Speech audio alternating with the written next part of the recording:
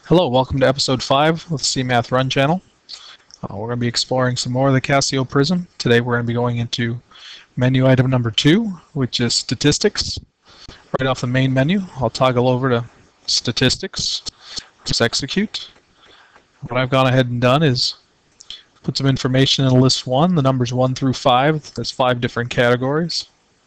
Next to those, I'm going to have the counts of each one of those items. So item number 1 is 10. 2 is 25, 3 is 30, 4 is 18, and 5 is 4. Anytime you have a set of data, you should take a look at the set of data.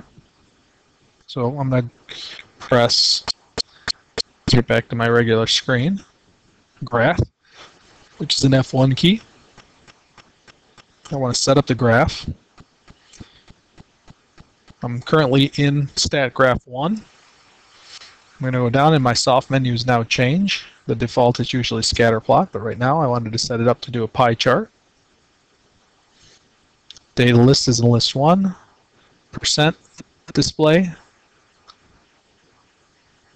I can store the percentages. Right now I did not have them calculated, but I would like to have them stored. I'm going to store them in list 3.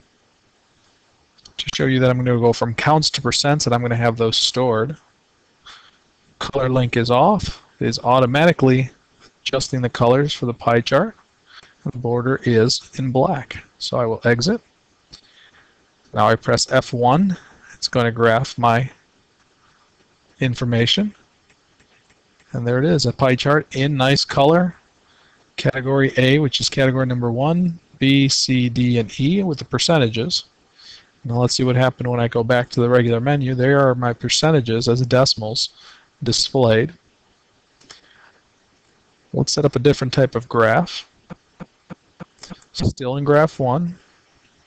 This time I'm going to set up a scatter plot between list 1 and list 2.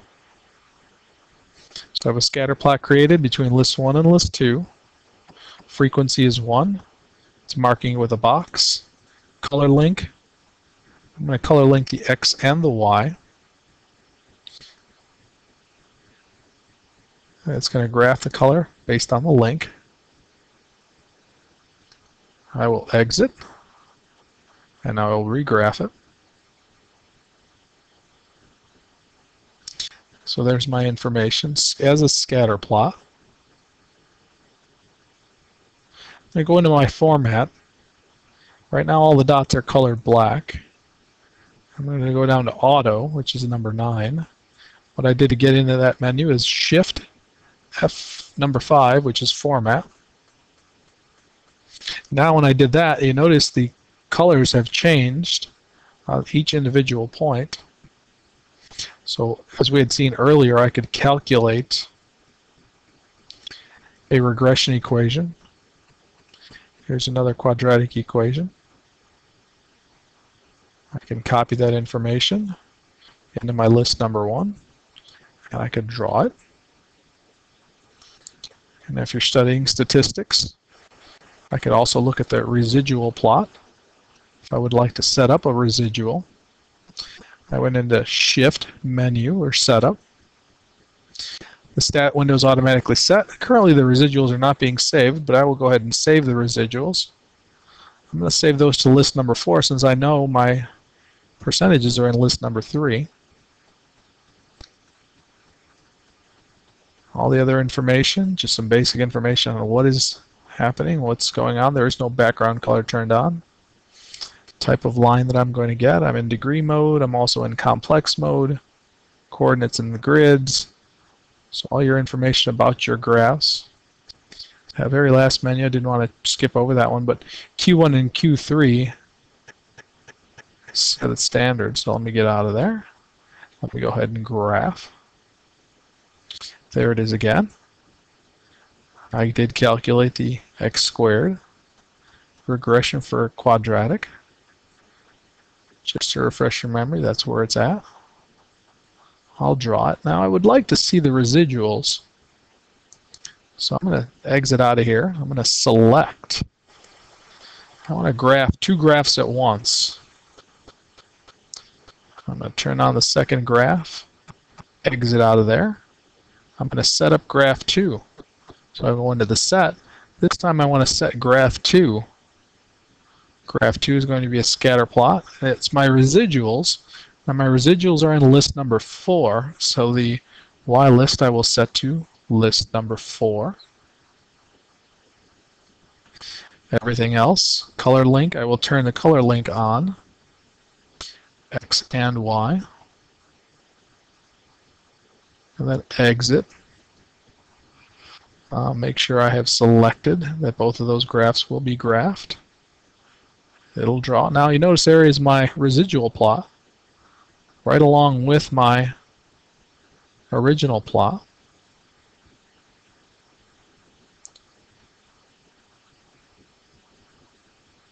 Stack graph 2. I'm going to set that one up. I'm going to set the format so it matches my original one. Again, I want to do auto because I want my residuals to match with my original data. On top of that, I'm going to draw the original regression equation. So I'll select my regression equation. I'll draw that over it.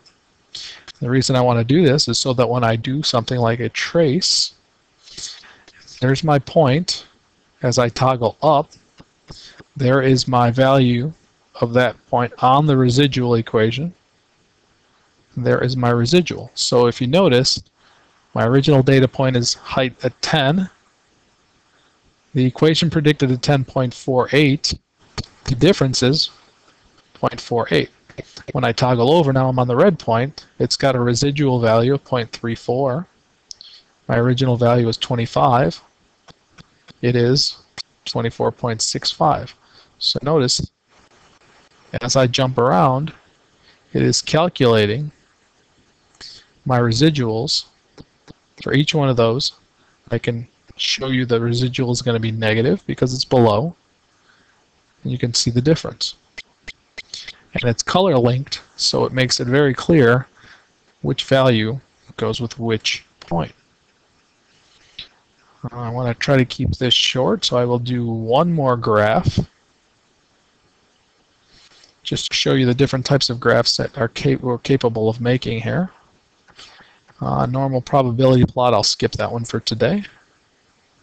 We'll go over, we'll make a histogram of the original data. List one with my frequency list. Now my frequency list, remember, I put in list number 3. That's going to be my percentages. So now I will have a relative frequency graph. Exit. I'll draw. It's asking me to set the width currently, and I don't know what the width should be, but I'll leave the width. You know what? I do know what the width should be. Width should be about 1. So then let's draw it with an execute and see what we get. And there we have it. Currently I'm all gray because of the setup. Again, I can change that. And there you have it. Nice full color. This is a full statistics package. This is just an introduction. At later dates, we will be looking at the tests. We'll also be looking at confidence intervals and more statistical graphs. But that is episode 5 for today. Thank you for stopping by the Casio Prizm channel, See Math Run.